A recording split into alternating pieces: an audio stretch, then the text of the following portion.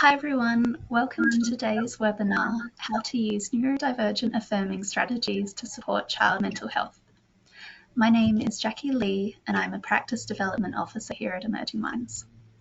I'd like to start today by acknowledging and thanking the Kaurna people, the traditional custodians of the Adelaide Plains, where Esther, Amelia and I are joining you from today, and the Pakana and Palawa people, the original owners and caretakers of the lands and waters in Burnie, where Jason calls home. I also pay my respects to all Aboriginal and Torres Strait Islander peoples, their ancestors, elders past, present and emerging from the different First Nations across this country. We acknowledge the importance of connection to land, culture, spirituality, ancestry, family and community for the well-being of all Aboriginal and Torres Strait Islander children and their families. Thanks for joining us today. Before we get into our discussion, I just have a little bit of housekeeping to cover. Live captions are available for this webinar. To find them, please follow the link in the chat box. There will be a live Q&A at the end, so please submit your questions for our panelists via the question box in the GoToWebinar dashboard. The webinar is being recorded. That recording will be available in around 2 weeks via the aifs and Emerging Minds websites. Just look for it under the webinar banner. You can find a selection of related readings and resources in the handout section of your GoToWebinar control panel, including information on Emerging Minds' new Advanced Practice Certificate in Child Mental Health and Trauma, which is a free online training program that combines video demonstrations, written content, facilitated tutorials, and supported group learning sessions.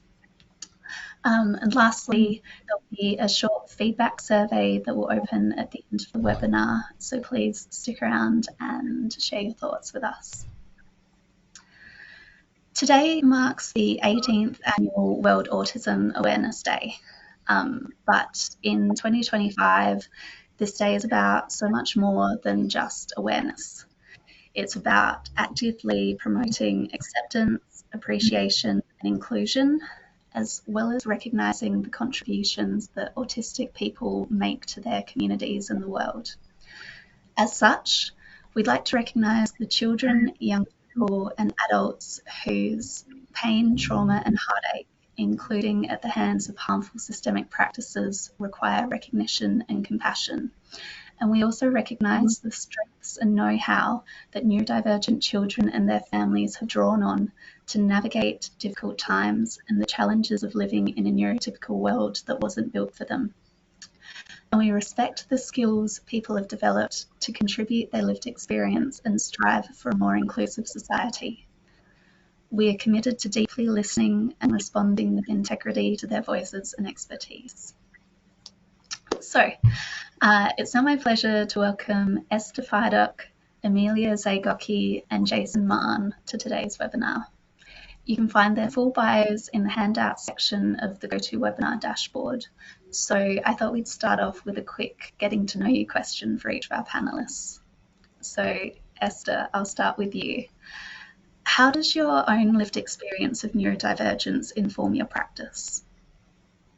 Hello. I think in 2 ways it helps me in my practice. The first way is that, before I realized I was an autistic ADHD, I was the kind of person who would say things like, I love working with autistic people. They're so blunt and so direct, and that just makes it so easy to work with them. Before I realized that, of course, I'm autistic myself, so of course that's why it's so easy. Learning about the double empathy problem and knowing that autistic communication is very valid, and for 2 autistic people, it's quite easy to communicate a lot of the time. So there's that aspect. And I think the other aspect is that psychology affirming practice, early childhood, autism, ADHD, these are all my really deep areas of interest. So because I spend so much time in these spaces, researching, learning more, I'm so passionate about this space, I think that also affects the way I practice too. So yeah. Yeah, thanks Esther. That makes so much sense. We're so privileged to have you joining us here today. Amelia, welcome. Can you tell me what drew you to this work? Hi. Yeah, so for me, I was really drawn to neurodiversity affirming support because I can see how prioritizing collaboration with clients and supporting children to feel safe and empowered and kind of have their voice incorporated into support that's done with them is so powerful and valuable. I can see, like I've observed how great the outcomes are for kids when you're working with them rather than at them. And it's really exciting to be part of this and being able to contribute. Even as an occupational therapist, we're quite strengths based in nature, so this is quite an organic um, kind of direction to go into with my work. Absolutely. Thanks, Amelia. Jason, what are some of the delights that come with being the parent of a neurodivergent child? I think being able to raise children who are on the spectrum is challenging and rewarding. So seeing their growth from when they're very young and anxious and becoming well-adjusted and happy people is wonderful. They're compassionate, empathetic. They don't have any filters, so they see the world in an interesting way. And I enjoy having conversations with them that challenge not only myself but them as well. They have a sense of wonder and also a deep sense of justice, and now they can self-advocate, which makes me feel really proud. Yeah, absolutely. That's awesome. Thanks, Jason, and thanks, Amelia and Esther. I'm so excited to hear more from each of you. So, based on the registration questions that we received, we've structured today's webinar around 4 overarching topics. So, the key components of neurodivergent affirming practice, supporting children and families through the diagnostic and assessment phase, accommodation strategies to help autistic and ADHD children thrive, and finally, the importance of advocacy, including in education settings. So to start, Esther and Amelia, what does neurodivergent affirming practice mean to you, and how does it show up in your work with children and families? So I think for me, at the heart of it, neurodiversity affirming practice is really just that holistic approach to understanding a child and their family and that dynamic, and looking at not just what's going on for them as an individual, but all of the systems and communities and connections that surround them. And I think a really big part of this is understanding that our role as professionals is not to make an autistic child not autistic or to not look autistic, but our goal is to help autistic children to feel well and to thrive. I think that's really the heart of neurodiversity affirming practice for me. Yeah, I agree as well. We want to make sure that kids understand that when we're supporting them, it's not because of their diagnosis. We're supporting them because the world isn't set up for neurodiversity.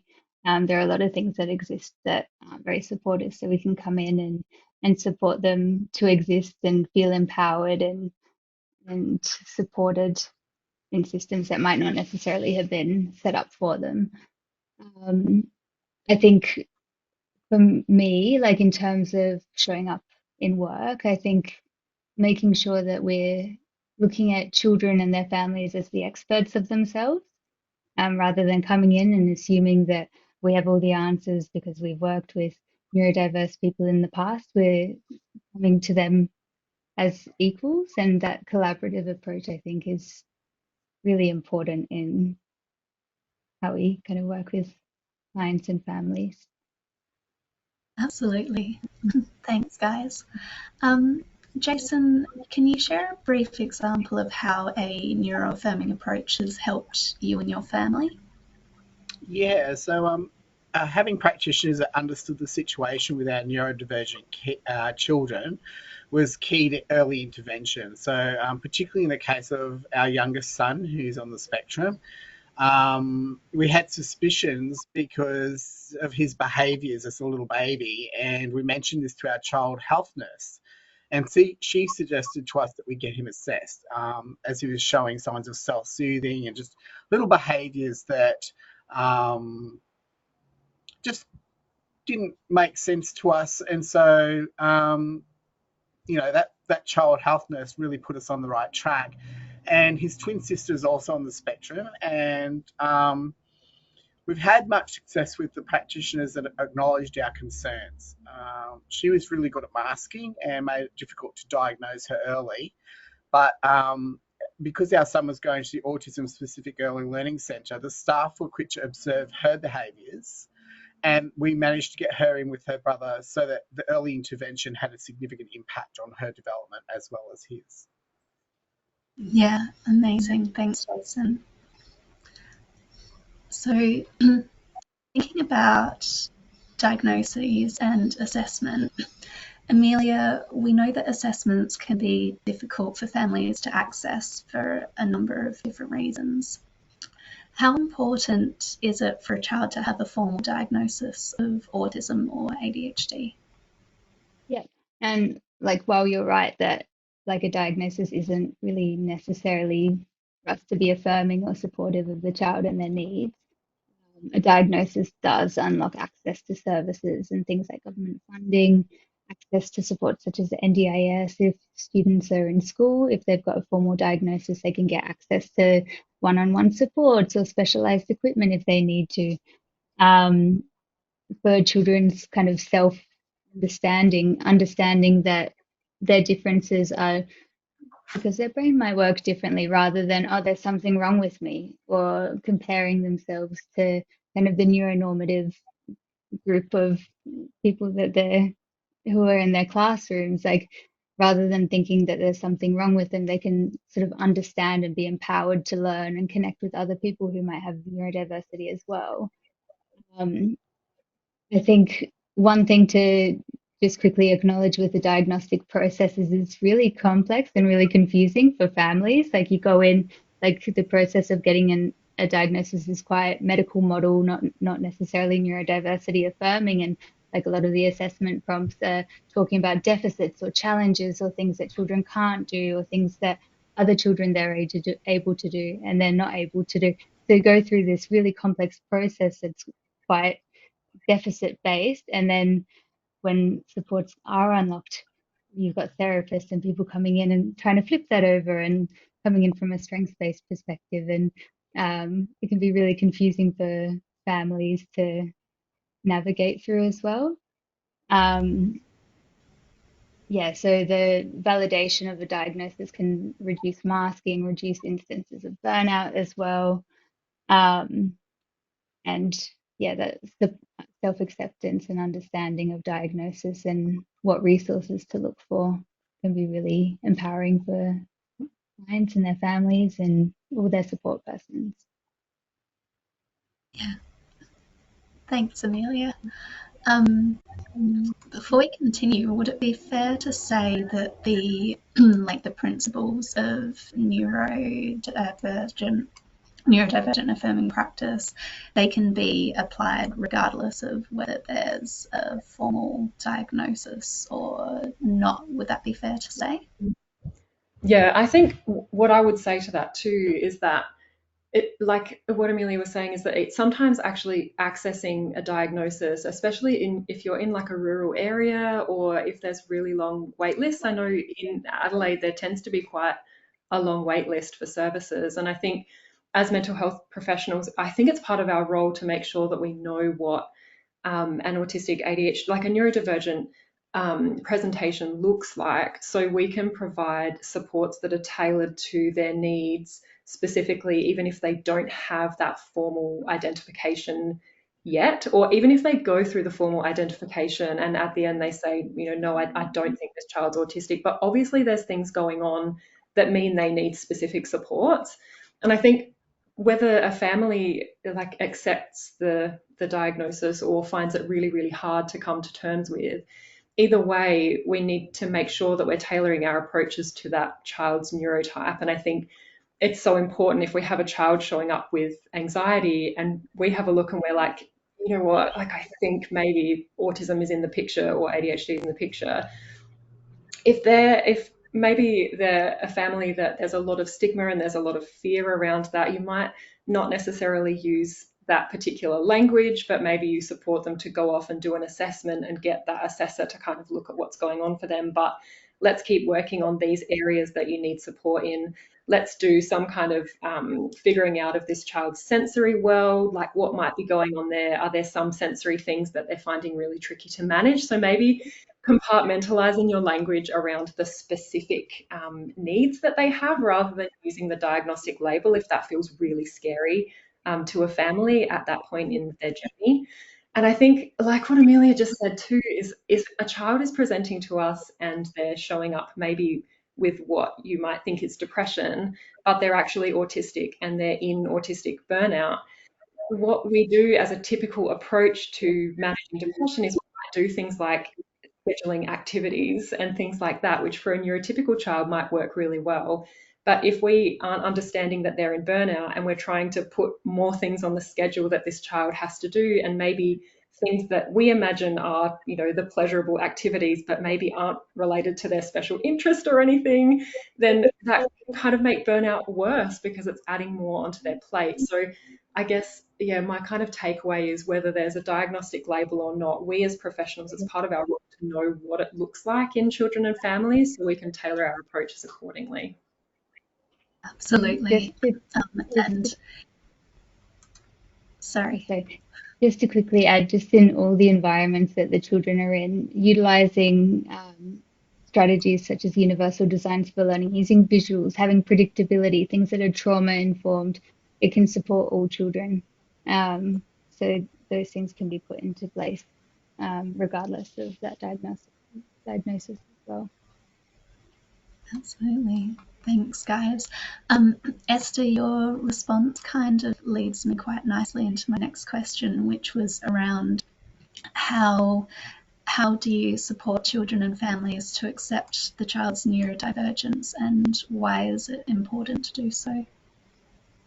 Yeah, I think it is a real journey, and I think as clinicians we need to really prioritize that connection and rapport building, as we do working with any clients, but we need to understand where they're at in terms of what they think about neurodivergence, because we need to tailor our approach and meet them where they're at. We can't just come in guns blazing and say, I think your child's autistic, let's do an assessment, I think that will be really helpful. If they're so terrified of the thought of their child being autistic, go gently, explore the things that they are coming to you and struggling with. If they're coming to you and saying that their morning routine is completely overwhelming and they just don't even know where to start, help them build a visual schedule. We know that's probably going to help autistic children, right? So just tailor your approach, go gently, weave in things that are going to help, whether they have that diagnostic label or not, and hopefully through that connection and safety and trust with you, you can start to gently explore and build in, maybe doing an assessment, maybe accepting that understanding further on down the track. Thanks, Esther. Sorry, guys, please forgive my voice. Jason, as someone who's been through this journey with 3 of your children now, what would you like practitioners to know or think about? Well, as Esther was saying, being in a regional area, it can take a long time to get assessments done and reports written, and the cost can be quite crippling as well, especially when you've got 2 on the spectrum.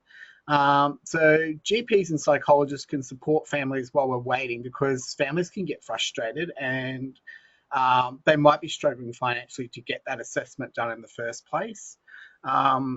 It's important that they're neurodivergent-affirming practitioners too, if possible. In our case, with the 2 children needing an autism diagnosis, the costs financially, mentally and emotionally was very high. So we needed our GP to be able to refer us parents to the psychologist to deal with the overwhelming emotions that we were experiencing ourselves, as well as getting our referrals organised for our twins as well. So having some resources on hand would help families to be able to navigate the journey of assessments and other medical appointments as well. Organisations that can provide things like domestic support for families that are struggling with their households came in handy for us, because things spiraled out of control. So I just think that if practitioners can look at the whole family and look at the whole dynamic of what's going on as well. So, we have other children. and how's it affecting the family? How's it affecting the children? Sorry about that noise. Yep. And I think if practitioners can take that into consideration, it just makes the journey a little easier on us as parents, as well as on the children as well. Absolutely. Thanks, Jason. So moving on to think about accommodation strategies. Amelia, I was wondering, how can practitioners support children in developing self-regulation skills, and why is this important for their mental health? Yeah, so I think it's important to kind of define self-regulation first. So self-regulation is our capacity to manage our energy levels, our emotions, our attention, and our behavior. And effective self-regulation supports engagement in learning, establishing relationships, and maintaining well-being. So that's a quote from Stuart Shanker. And I think for us, we need to recognize that self-regulation isn't just an isolated skill. It's something that's developed through positive experiences of co-regulation over the lifespan, where a trusted adult or a caregiver is able to provide a responsive presence to help a child regulate their emotions and their body and guide them to sort of problem solve if they're feeling uncomfortable, to get back into that comfortable, more regulated state. Supporting self-regulation is really important for mental health because it builds a foundation for emotional resilience, self-management, and self-advocacy. So when we can support children to make a link between, when I feel this discomfort, doing this makes me feel better, they can generalize that to be able to do that independently eventually when needed. Um, so in terms of supporting children to develop those skills, co-regulation is that number one most important thing. And just because a child's able to self-regulate on one day doesn't mean that they're able to do it independently the next day. So we kind of fluctuate between the need for co-regulation and independent self-regulation, just as we do as adults, like sometimes we like call our parents or call a friend if we need a debrief. Same goes for kids in the different contexts that they're in. Hopefully that answers. Yeah, that's great, thank you. A follow-up question then. Can you speak to the connection between self-regulation and self-harm, and how you might support a child or young person who's engaging in harming behaviours? Yeah, so sometimes self-harming behaviours are a coping strategy um, in response to stress, emotional distress, or a gap in having our sensory needs met.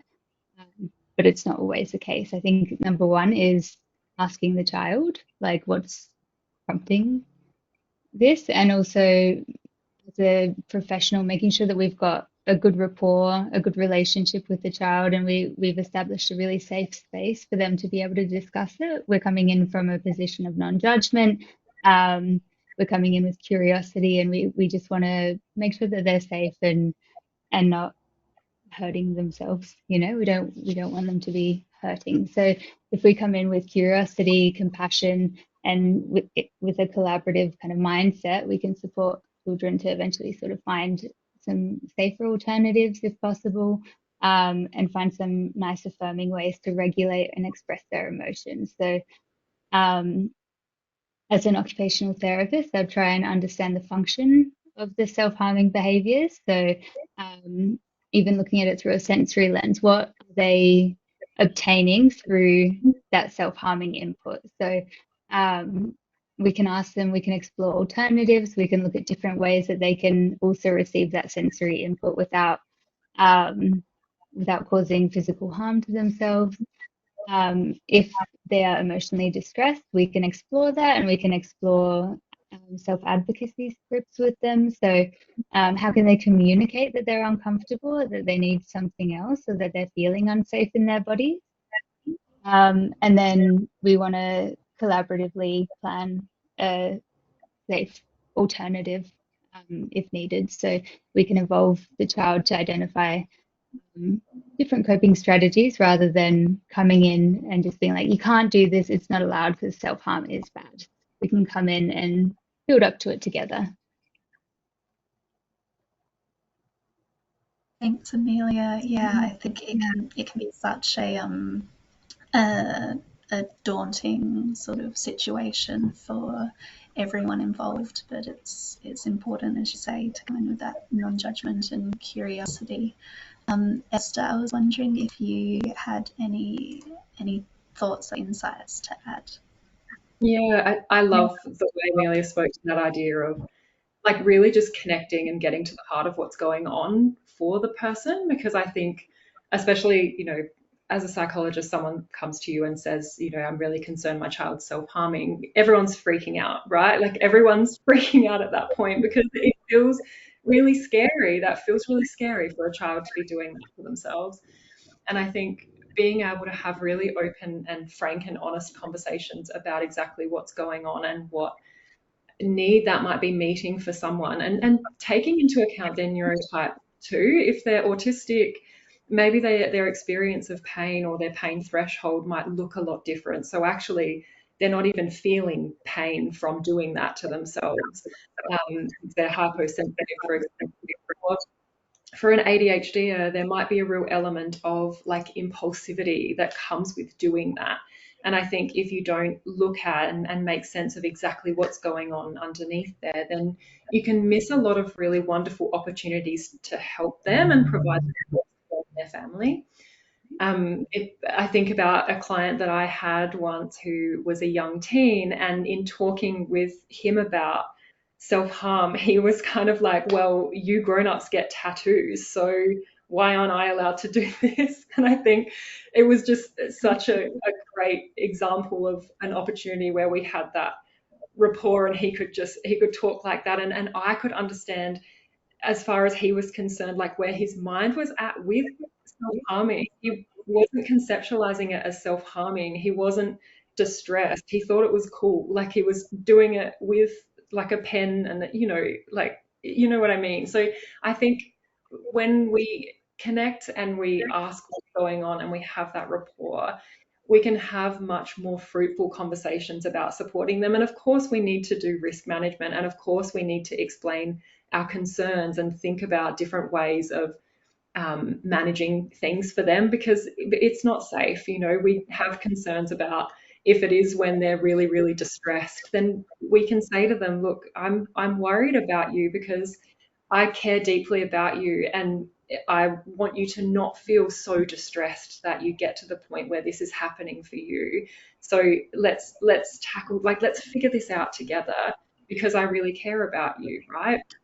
And I think that's a much different approach than like what Amelia said, you're not allowed to do this, it's bad for you. So let's figure out how to stop it, right? Absolutely. Thanks, Esther. Jason, you mentioned earlier about practitioners needing to take a whole family approach when it comes to supporting neurodivergent kids. I'm wondering, what would you like practitioners to know when it comes to supporting families as a whole, and within that, supporting perhaps neurotypical siblings? Right. Well, I feel that practitioners do have to look at the the whole family dynamic, not just the neurodivergent individual, because there's always so much going on, and that's going to affect that child in some way or another. Like that whole, brothers, sisters, mum, dad, everyone's got something to say, and that can be quite overwhelming. In our case, the entire family has some kind of neurodivergent traits. Some of us more than others. So having that information and being able to draw from that can only help to support the family. So having information on hand that everyone can understand, like resources and things like that. So and I think neurotypical siblings need to be given as much attention as the neurodivergent ones as well. Practitioners can support families by suggesting that parents find time to spend with all their children equally, if that's possible. to listen to the concerns of the neurotypical child as well, and to explain to them what is happening in age-appropriate terms, and to support them as much as they can, and as much as they support their neurodivergent child. Because you don't want jealousy or like a resentment coming from one of the other children because the other child is getting so much attention. And I think for us, our least neurodivergent child is 12 years older than the next one down. So it was really good because we could explain him in sort of adult terms what was going on and how it was affecting the family, and he could see how it was affecting the family. So I think if practitioners can find ways to support everyone and just have some resources on hand, and I always say resources, I'm happy to take as much in resources as a practitioner is willing to give me, because the more information that we have as parents, the better job we can do assisting our children to grow up into healthy, happy human beings. Absolutely. Thanks, Jason. And, in terms of resources, I know you've all contributed some fantastic materials to the resource handout. So, yeah, viewers, please don't forget to download that before you leave today.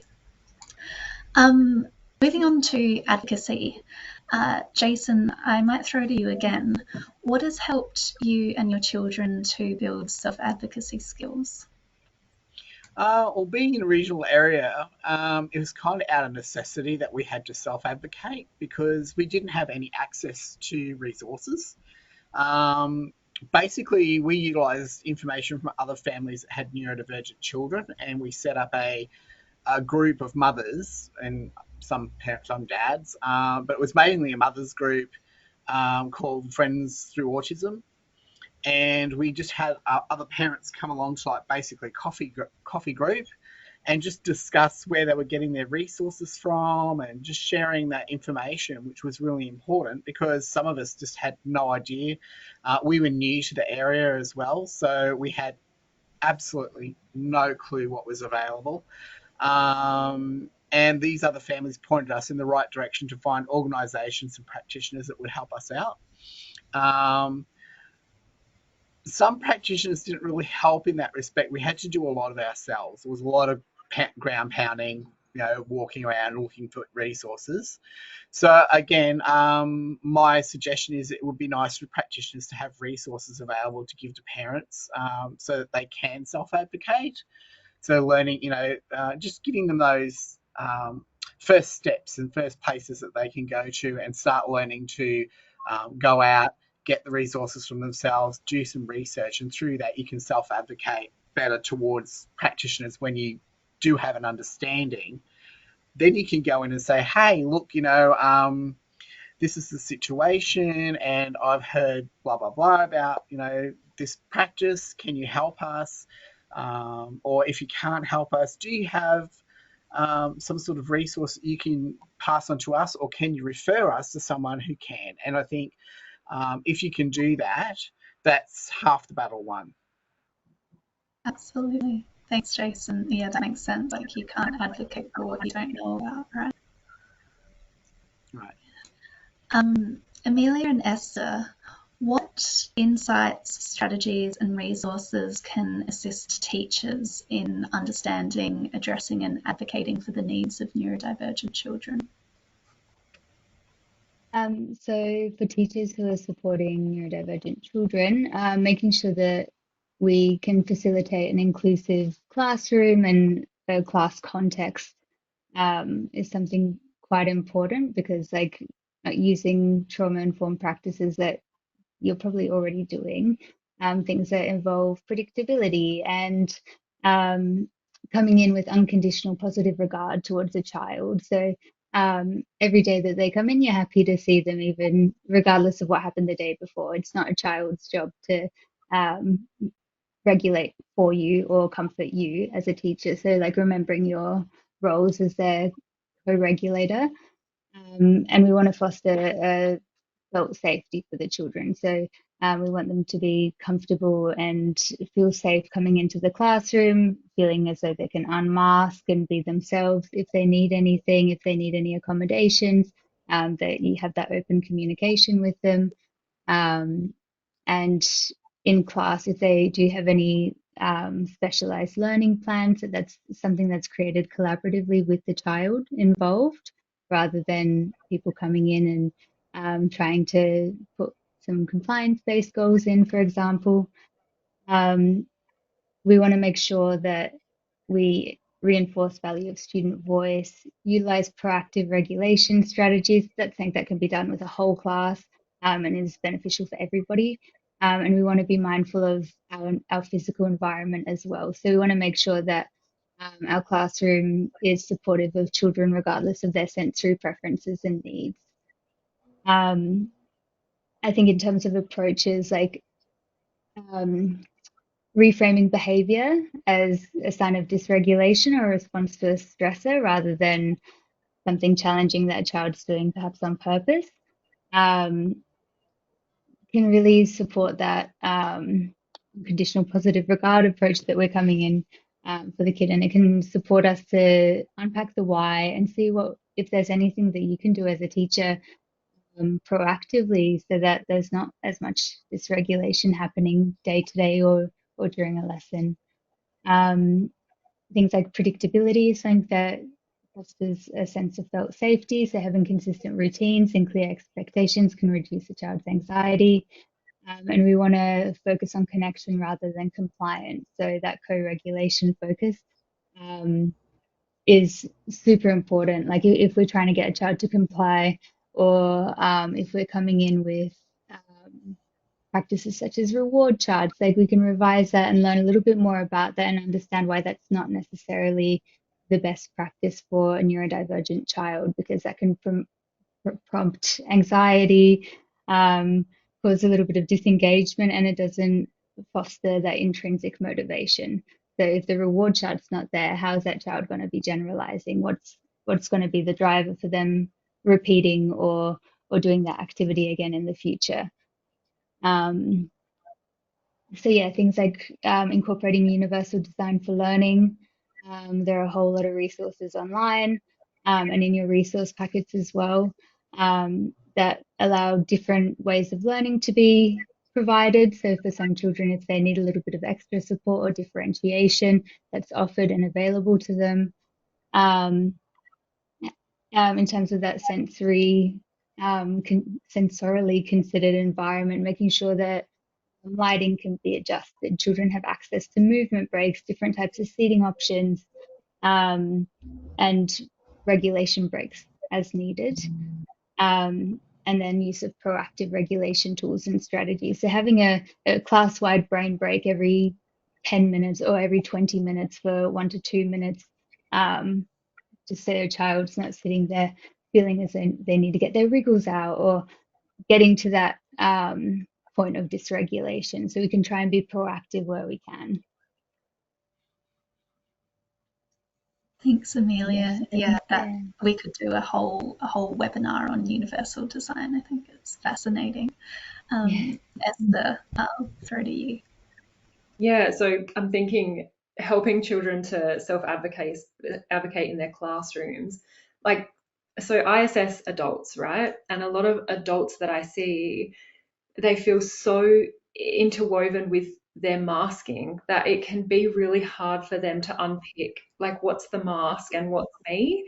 What's like, what behaviors am I doing that actually feel good or feel bad if I'm not taking into account this masked version of myself that exists in so many settings? And I think all the way back down to when kids first start school, they're really encouraged to suppress and ignore and deny their experiences or what's going on for them within their bodies, because they feel a little bit fidgety because their body needs to innately move to concentrate, and the teacher says, cross your legs, look at the teacher, hands in your lap.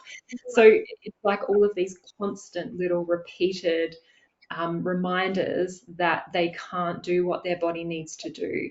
So I think as professionals, and OTs are amazing supports at this, is helping children to connect or reconnect back in with their body and what it needs, because again, a hallmark of an autistic neurotype is differences with communicating experiences to other people. So there's so many aspects at play here. Like, you have to notice what's happening inside your body, but then you also have to be able to communicate that to somebody else.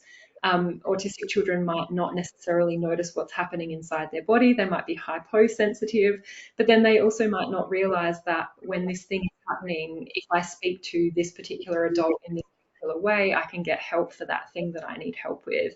For little ADHDers, maybe there's that real fidgety, impulsive type of nature, and they turn into someone who's perceived as the naughty child just because they have these behaviors that come naturally to them but aren't allowed to express in ways that don't look naughty in the classroom, right? Like what Amelia was saying, if you let all kids just move when they need to move, then you can get rid of a lot of those problems in these spaces, right?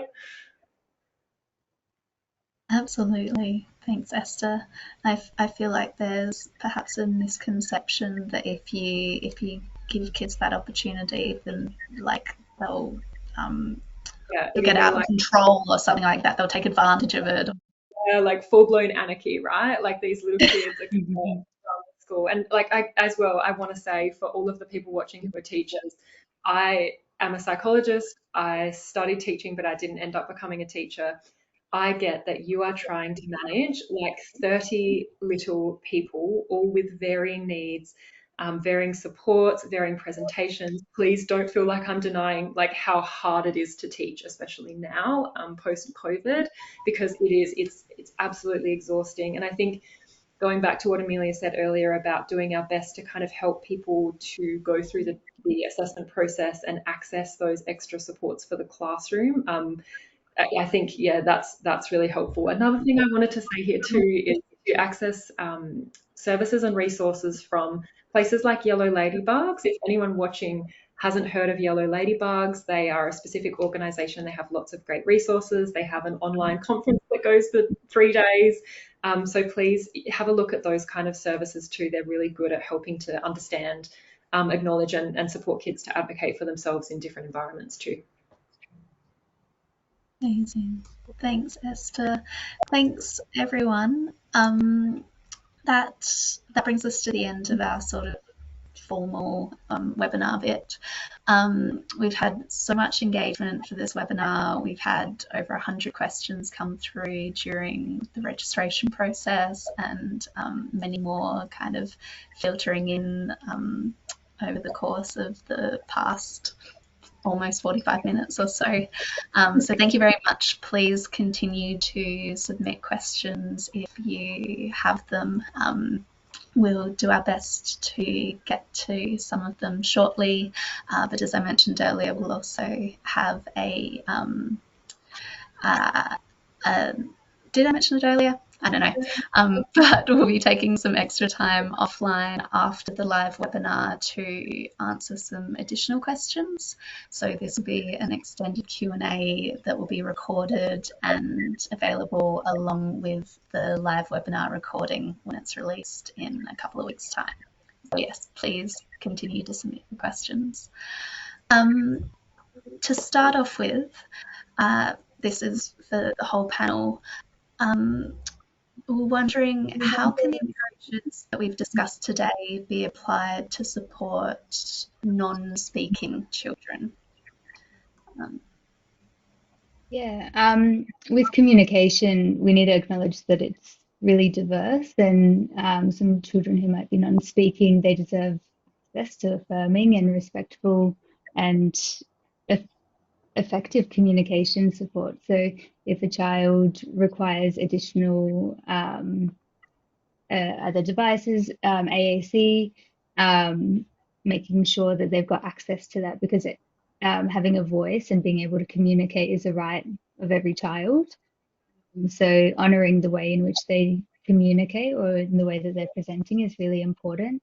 And we want to make sure that we're presuming competence for the children so that they can engage meaningfully, and we assume that they understand understand what we're saying to them rather than coming in and underestimating what they're capable of. We want to make sure that we're including them in decision making. So even if they're not speaking verbally, they've still got a voice, especially in choices that impact or affect them. And then collaborating with other professionals. So if a speech pathologist can come on board to support, or if we can get some input from the family, or there's another professional who's able to support your engagement with the child and the child's engagement with the world, grab their input, get involved, see what they're doing in their sessions, and if we need to be upskilled, if we have to do training, get a little bit of training, because we want to be able to communicate, and we want children to be able to communicate and engage with whatever context we're in, whether that be therapy or school, so that they feel confident engaging with the rest of the world as they navigate through adolescence and adulthood, rather than just getting dismissed and sort of shutting them off because they're not speaking in the way that normative people sort of expect them to. I was going to say, with my youngest son, he was nonverbal, and he wasn't walking. Like, his sister would get up and just run, and that was and fall over, because that was her. She wanted to do everything first and be first, but he would sit there and observe, and we would observe him. And so as parents, we're watching this unfold, and so he's not walking, he's not talking, he's not doing anything, like he's not hitting those milestones that we were actually, expecting. But then one day he just got up and started running. So he was observing, he's watching his sister make the mistakes, and he waited until he could stand up, just started walking. And so that was interesting. And then suddenly he just started talking. But it was like he was waiting and learning and observing himself before he does it. And he's quite a perfectionist now. So he does everything through observation. So I think it's really important that practitioners sort of value the insights of parental observations, because we with the child 24 hours a day, 7 days a week practically. So, see the behaviors, we see the not hitting milestones or hitting the milestones, or whatever's going on. And I think it's really beneficial to talk to the parents or the caregivers and say, well, what have you noticed? What have you, what are your observations? Because that can be really enriching as far as getting to the bottom of, well, where are we at on the scale of things, and how can we help from that point? Absolutely. Esther, did you have anything? Yeah, I love that Jason said that, because I think as well, like that's just, I love that you're emphasizing that idea of, as professionals, like we have to work with the parents and caregivers and understand their perspectives, and they might be very unique perspectives, and maybe they don't align with ours necessarily, but like that's not our job to place our expectations on top of the families that we're working with. And I think what I really love about neurodiversity affirming practice is that it's so individualized and it's so tailored. So historically, if you were presented with a child who wasn't communicating verbally, the approach would be, here's what we're going to teach this child to do so they can communicate. But now we look more around, like, how is this child communicating? Because they already are communicating with us and other people in their environments. Actually, it's about us figuring out what they're trying to tell us, and then empowering and advocating for the other people that they're connecting with in different environments to build their skills in learning how to understand how this little one is communicating. I've seen some amazing, really interesting and unique approaches, like parents who realized that their children were spelling out words in letter blocks on the floor and writing, things that they wanted, or they appeared to be, watching a particular part of a YouTube video over and over. But when they listened to what the YouTube video was saying, it was actually a specific phrase that was appropriate and matched the context that the child was in. So I think affirming practice is so good for this, because it means as professionals we look holistically at what's going on for the child, and we look at their strengths and their unique approaches to interacting with the world, and we lift them up rather than placing our expectations on top of them. Absolutely. Thanks, Esther. Those examples are so interesting. I think they highlight the importance of really being curious and kind of respecting the child, like seeing them as a person with agency who kind of will have their ways of wanting to communicate that we just need to uncover. How would you approach working with a culturally and linguistically diverse client, and what would be important to do and consider? I think for me, as a very white person who is in these spaces, I think my approach would always, of course, be to link in and get, consulting, supervision, mentoring, peer support from people who are within those same communities as the client that I'm supporting, and see if I'm the best person to support them. If I can maybe gather some information and support them in my spaces, then of course that's fine. But am I the best clinician for this person, or have they just been sent to me by someone else who hasn't really thought about the implications of sending them to me? I'm thinking about maybe some cultures where their children are getting referred to a clinician whose gender they might find that the gender that person is, they may not feel super comfortable talking to them, So I think, first of all, having a look at what's going on there and thinking, am I the best person to support this family?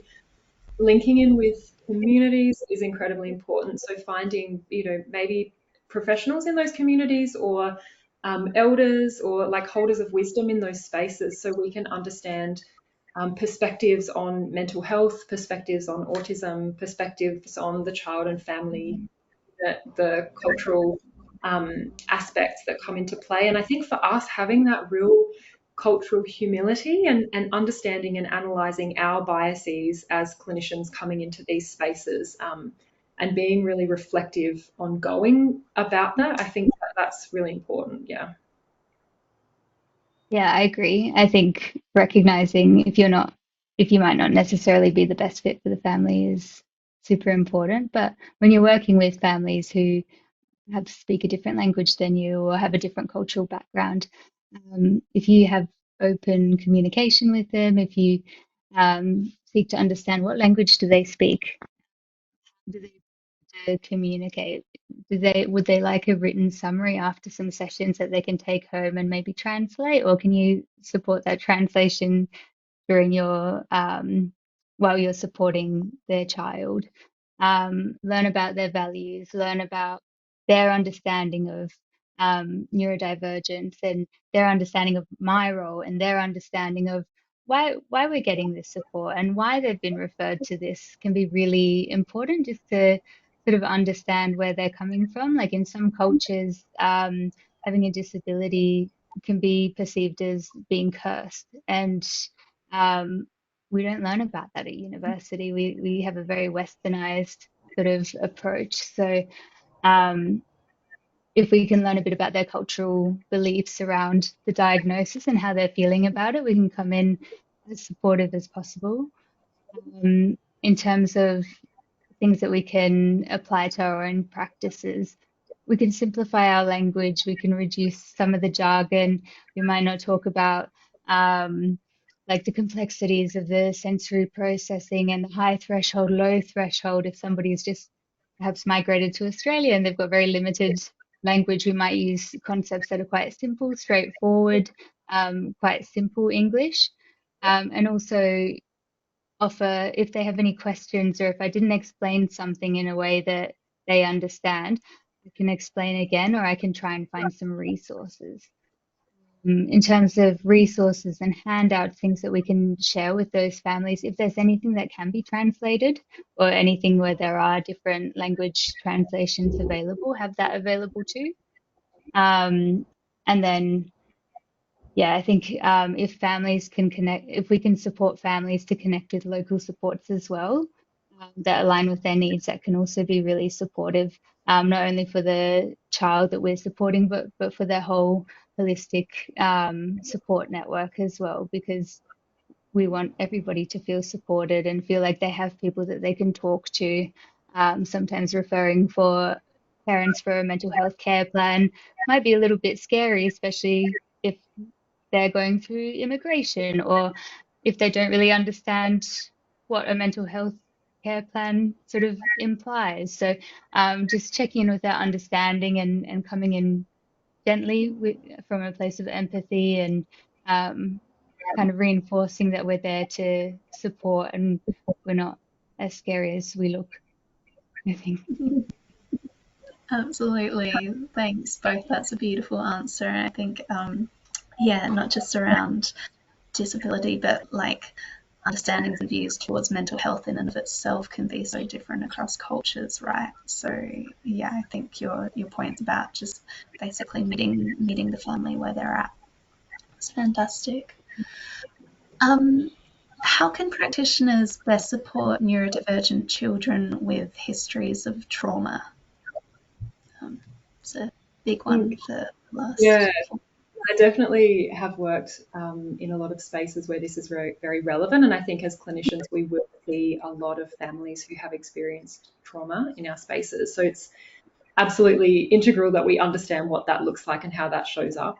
I think the neurodiversity affirming paradigm and a trauma responsive practice type of model, they are very similar in a lot of ways and they complement each other really beautifully. So I think some of the key kind of approaches that match up are, our goals are to develop a real sense of like safety and trust is a big part of what we do as a clinician, supporting children and families. And our goals are not around compliance or coercion or trying to get children and families that we think they need to do as part of our protocol of treatment protocol. It's very individualized.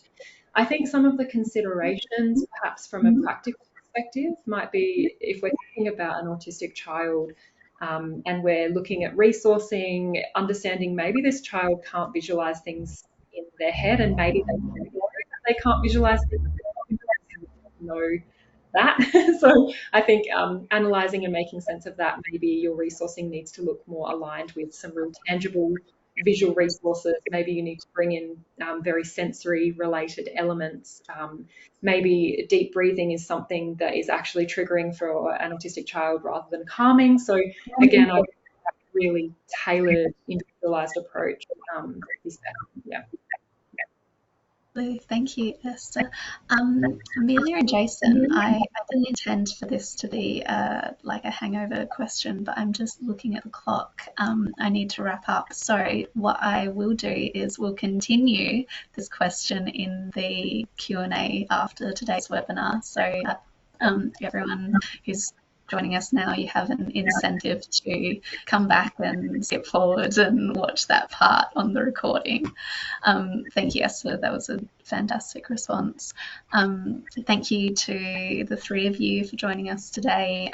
Thank you to everyone at home and at work who's tuned in live. And thank you so much to the aifs communications team and the child and family evidence and evaluation team, and especially to Erin and Bristol who supported us through the webinar process and production. Please subscribe to the aifs and Emerging Minds newsletters to be notified when the recording comes out. And also please don't forget to fill out the short feedback survey at the end of this webinar. Your responses will help us to improve and guide our future webinar offerings. In 2 weeks, the Evaluation and Evidence Support team at aifs are kicking off their 4-part webinar Light series, which will give some great examples of evaluative practice and ideas for collecting and using evidence in child and family services.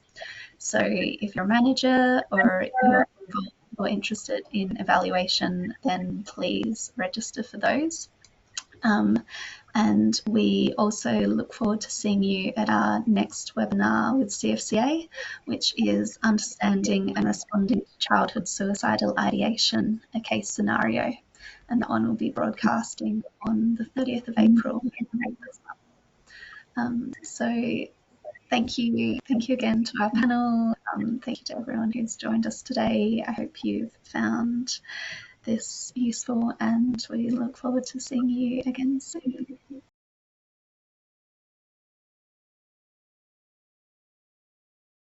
Welcome back to the extended Q&A for our webinar on how to use neurodivergent affirming strategies to support child mental health. Once again, I'm joined by our panelists, Esther, Amelia Zagoki, and Jason Mann.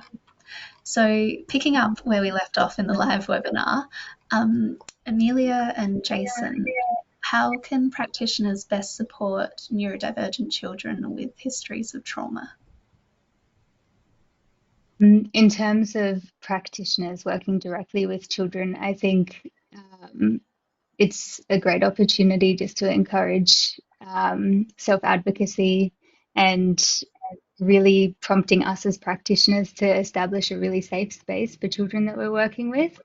The goal isn't to re-traumatize. We don't need to know exactly what happened. We don't have to talk about specific things. We just want to support the child to be able to self-advocate. So what that might look like in a therapy session or in school might be if you're giving a child an option that if you're uncomfortable or if you don't want to talk about this or if you want to do a different activity, that's okay. Just let me know. And allowing children to have those repeated opportunities of success where they say, oh, I'm not really up for this. And that being okay, there's no consequence if you advocate for what you need. If a child does want to disclose anything, you can thank them for trusting you with it. And again, come in really gentle, co-regulate, check in with them. Like, that was quite a lot. How are you feeling now?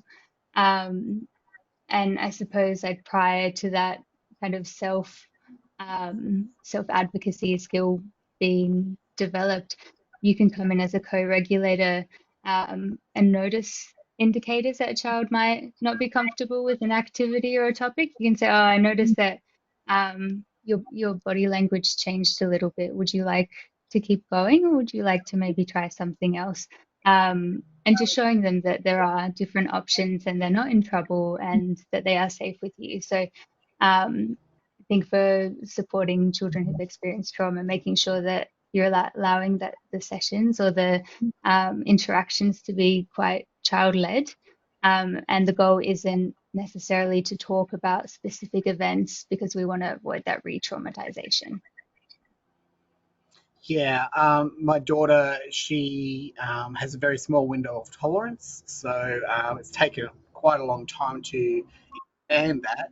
And her psychologist is very good at regulating when or knowing when to call time, or if my daughter feels like she's not coping or she's worn out for the day or she's overloaded or overwhelmed, then she'll just say, you know, I'm done for today, or, you know, can I finish up early today? And her psychologist is very happy to let her just walk out of the room because she's worked on that window of tolerance. She's understanding where the boundaries are, and that's really helped my daughter want to go back to sessions because she doesn't feel forced. She doesn't feel made to sit there and actually engage. If she's not feeling it, she's welcome to go. And another thing that they've done is Zoom meetings where she's done the same thing. She can see that she's physically or mentally drained, and she'll just say, okay, well, you've done your 15 minutes today or 20 minutes.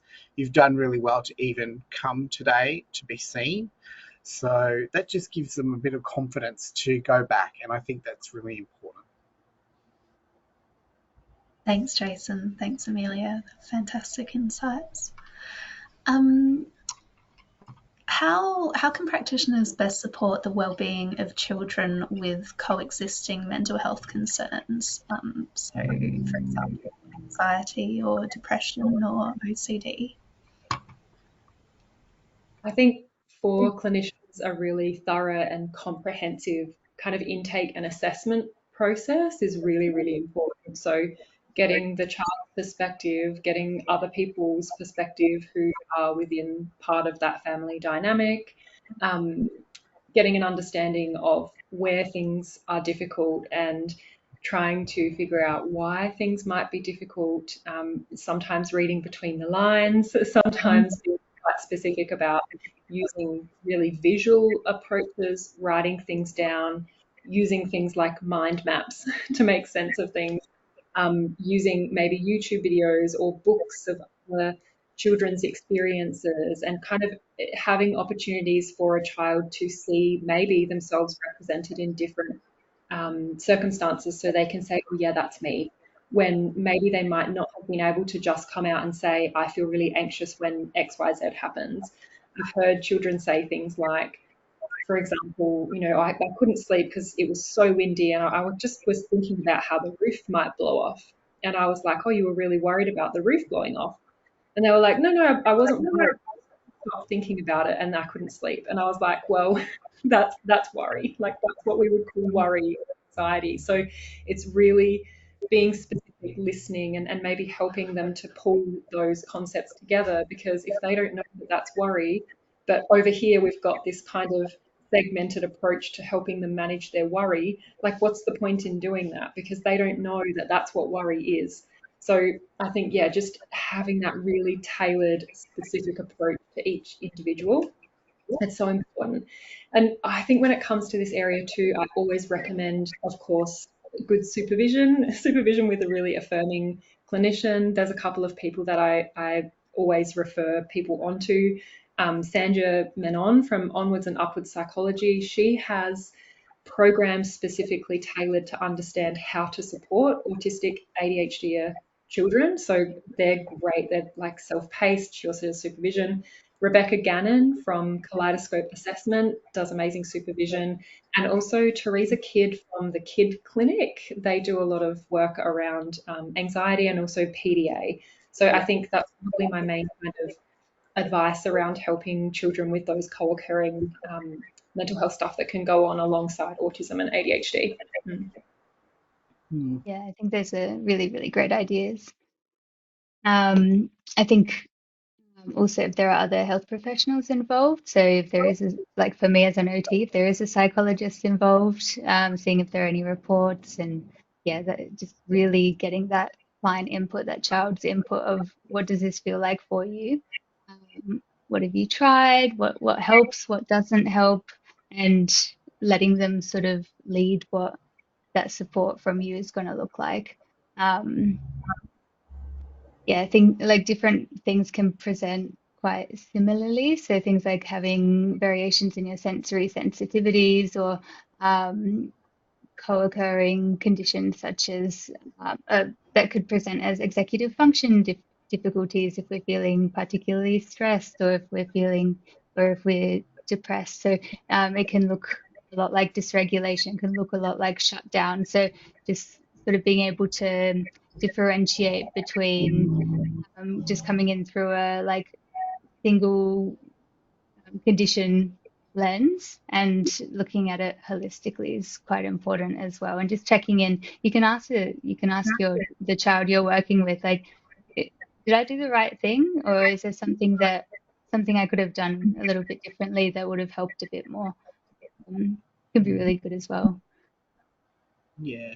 I think that if GPs are involved, that they can refer the parents to psychologists, or like neurodivergent-affirming psychologists preferably, and psychiatrists as well, because in our case with my daughter, she was experiencing depression and anxiety like next level, over and above what we felt, was part of that whole neurodivergent thing. We weren't sure what to do, so we went to a psychiatrist in Launceston, which is it's an hour and a half drive, but it was worth it because he took the time to go overtime with the appointment and really delve into what was going on with her. And over a couple of appointments, he's the only male practitioner that she will engage with. And we thought that was pretty special for her. So he has a way of he just sits back and just lets her talk, and he challenged her, and I think challenging sometimes just to get the answers helped. So if the parents can get referrals to neuroaffirming professionals, it just makes that journey a little bit easier on everyone. And I think that what both Esther and Amelia said was that you know with practitioners that understand the situation and can help bring out what's going on, and I think that's to me that's really important. Absolutely. Thanks, Jason. Thanks, Esther and Amelia. Finally, how can practitioners support children who struggle to successfully make and maintain desired friendships? Jason, I might just ask you to mute the phone while you're not talking as well. I think it's picking up background noise. Thank you. Sorry. Oh, yep. Totally fine. Yeah, so how could practitioners support children who maybe find it harder to make and maintain the friendships that they'd like to have? I think from this perspective, sorry, I just want to say understanding what friendship looks like, and for us as adults, sometimes we have this idea of what children's friendships should look like.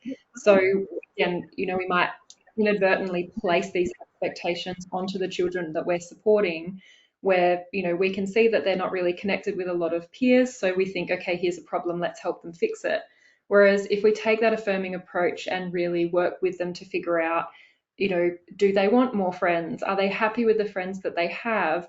Does their friendship and connection look very normal for an autistic friendship? Sitting next to each other and playing Minecraft at the same time is friendship for a lot of autistic kids, and for us to place our neuronormative expectations on what we think friendship should look like, it's doing them such a disservice, because autistic friendship is valid friendship. So I think, first of all, going from that perspective is, what is friendship, and what does a fulfilled and meaningful friendship look like for autistic and ADHD children, and going with that.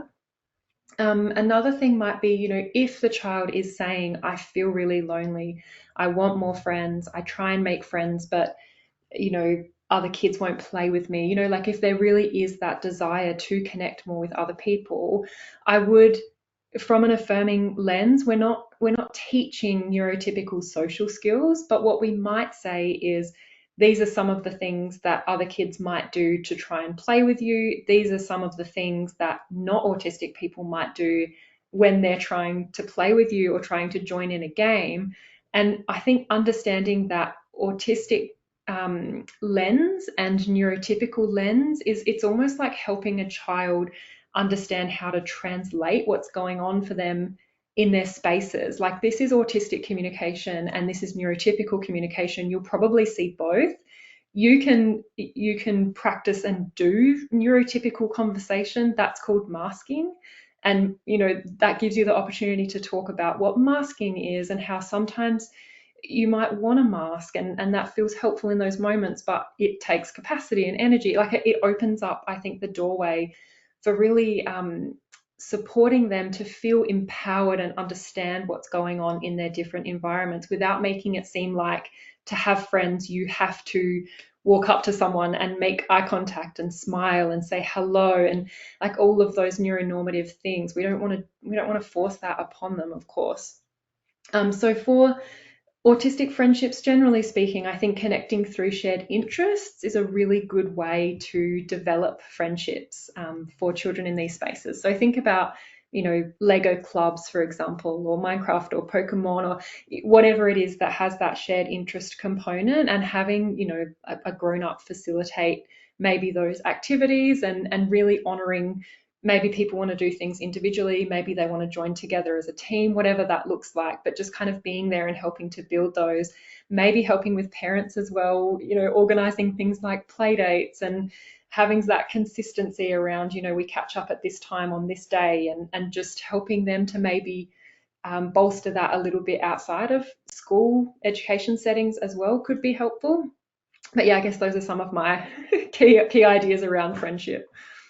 Yeah, absolutely. I agree with that as well. I was going to focus on the in the part of the question that says we want children to successfully make and maintain desired friendships, and I'm wondering who's desiring them. Like we want to make sure that the goal is something that comes from the child that they want to, and it's not a matter of somebody indicating, oh, this child sits by themselves at lunchtime rather than playing with someone else. He needs help with his friends, like because sometimes that's what a child needs to be able to reset before going back to class. I think the interest-based activities are brilliant.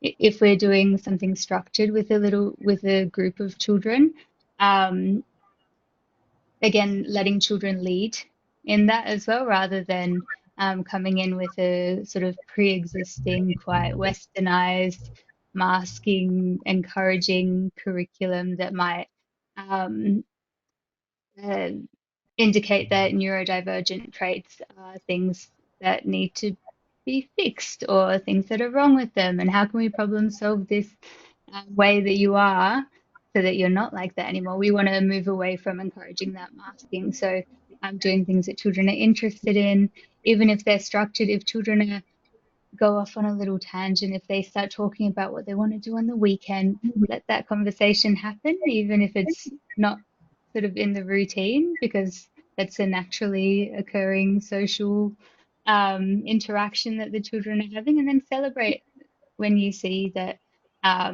they're trying something that they might have been a little bit worried about, or ask them how they felt about that and where you can kind of come in and support. But we want to make sure that the interaction's really authentic and relevant to what's important to them, rather than somebody else's external expectation of what play or friendship really looks like. I think as Yeah. well. Sorry, go on. Sorry, Jason, you go. Yeah, okay. Okay. So our children were homeschooled, so they didn't have other children to engage with, and we tried going to some homeschooling groups, but the kids, because they were also neurodivergent, they didn't really get along at all. So it was very difficult, and my daughter found that she wanted to make friends, but she was scared that because she was worried that speaking to someone and then going dark for 3 or 4 weeks, or ghosting them, I think she calls it, not because she wanted to ghost them, but because she just can't engage. Like she gets tired and she gets overwhelmed, and she's just worried that other children wouldn't understand that, particularly neurotypical children. So she found it very difficult to make friends. What we discovered was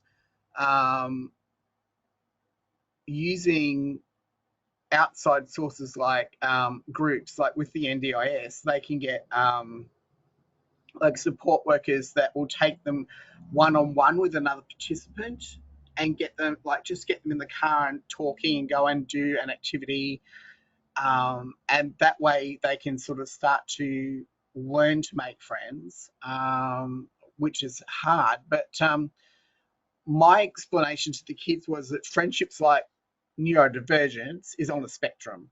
So not everyone you meet is going to be your friend. Some people are just going to be an acquaintance, and others you might meet someone and you could click and they'll be friends for life. But it's not necessary. You don't have to push for friendships. They develop naturally, and because it's on a spectrum, you can have close friends, you can have friends that you might only talk to once every 12 months, and that's okay. So I think it's important that practitioners can sort of like explain that to kids too, that it's not, it's not them that's necessarily awkward or anything like that. It's just that people are people, and you make friends with who you make friends with. So yeah, Yeah, there's no specific formula. It's not like if you follow these steps exactly, you're going to have a best friend forever. exactly. It can be quite Yeah. tricky. I think even with that example that you just gave, where your daughter felt a little bit worried about ghosting somebody, I think for a practitioner, that could be a really great opportunity for that self-advocacy to come up again. So if that's what she's concerned about, how can we support her to express that to somebody else? Saying that sometimes, like this, if you're using the spoons metaphor, you can say sometimes like going out really uses up all of my spoons, or it takes a lot out of me. It takes a lot of effort for me to leave the house and go to something like this. So I might not be here for 4 weeks, but it doesn't mean that I don't want to be your friend. It's just what I need to feel a little bit more, feel a little bit better, rest, recover, and then I'll come back. So hopefully we can play again in the future, things like that. Also, like anything such as like setting boundaries as well. If somebody's making them feel a little bit uncomfortable, professionals can come in and we can support them to express that. Like, hey, I don't like it when you say that, or that made me feel a little bit uncomfortable when you did that. Um, we can come in and offer some self-advocacy scripts. So rather than, I suppose also like if we go back to that avoidance of sort of forcing masking onto children to be able to make friends, something such as a script rather, such as um, looking into people's eyes when they're talking makes me a little bit uncomfortable, and I'm just focused on which eye I should be focusing on rather than listening to what you're saying. So I might be looking at the ground or I might be looking somewhere else, but I am paying attention to you. Like a script, something like that can support that self advocacy without trying to encourage a child to hide their authentic self or do make themselves uncomfortable in order to make somebody else feel comfortable, because that's against really the neurodiversity affirming lens and paradigm that we're trying to encourage. We want kids to be able to thrive and be confident in themselves. So I think like that could be quite supportive for them. Yeah, I Thanks. think that. I'm sorry, Jackie, now I'm interrupting you too. Amelia, I think that idea of like, if you can be your authentic self, then you can make authentic connections with other people. I think like that's really such a beautiful way of saying that. You kind of highlighting that idea that we want children to be their authentic selves, because if they are, then other people who connect really well with that version of themselves, who they are authentically, they will find them and connect with them. I just wanted to say as well, when I tried to interrupt multiple times, I just wanted to say to other practitioners and adults in this space to please be wary and mindful of social skills programs. I think a lot of us maybe would tend to try and find some structured, supportive approach if we have children who are struggling with social stuff. But just be careful, because some social skills programs might describe themselves as affirming, but then when you look at it, they are actually teaching children neuronormative, neurotypical skills and then rewarding them for doing it. So if your child is involved in a program where they learn to make eye contact and smile at someone and walk up to them, like without any mention of masking or understanding their autistic neurotype or anything like that, that's not an affirming program, no matter how much they say it's affirming in their promotional materials. Some programs that are actually affirming that I've noticed, if you go on the website, Awesome Trainings, and it's spelled AUSOME, they have like some resources and booklets and things like that, and they really emphasize everyone's different neurotype and what friendship and communication looks like. So it's not teaching social skills, it's understanding social dynamics, and I think that kind of thing is really good. Yeah, I facilitated Confident Kids with a speech pathologist a few years ago, and it was amazing just to watch what that looked like in a group setting. So like children learn how other children might communicate, and like they were supported to understand how other people might sort of travel through the world, rather than Yes. like, okay, if you do this, like, let's not do that. Because I think that understanding really fosters acceptance. So, Mhm. if we know better, then we can do better. We can't be upset with children for um, not recognizing that someone not looking at you means that they just don't like looking in your eyes if we don't teach them that. Mhm. Like we need to explicitly introduce that to everyone. There's also a free curriculum called the LEANS curriculum. It's from the UK. It's called Learning About Neurodiversity in Schools. That's got like a lot of lesson plans, so teachers could implement that as a whole class. There's lots of PowerPoint slides and different workshop activities, so we can promote that whole class or whole school understanding of different neurodiversities, and then do a few different activities as well, so that we can have a holistic acceptance, not just coming from one individual, but coming from the students as well. Amazing.